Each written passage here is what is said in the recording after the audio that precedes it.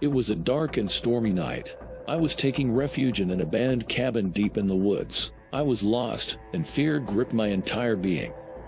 I looked around the cabin. Absolute darkness enveloped everything. Only the faint light of the candle in my hand illuminated a small area. Suddenly, I heard a loud rustling sound from one corner of the cabin. My heart pounded in my chest.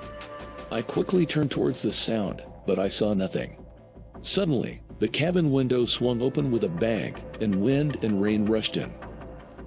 The candle went out, and I was plunged into absolute darkness. Fear consumed me completely. I was gasping for breath and didn't know what to do.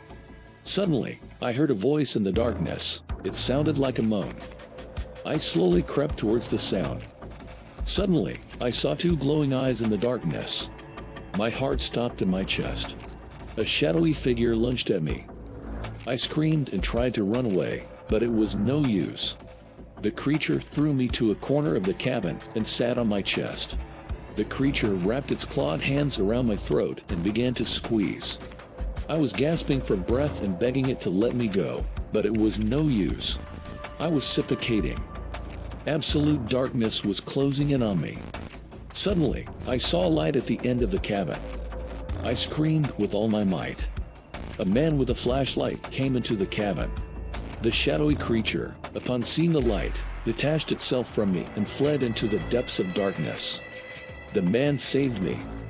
He was a park ranger who was patrolling the forest. I will never forget that terrifying night. From that night on, I never went into the forest alone again.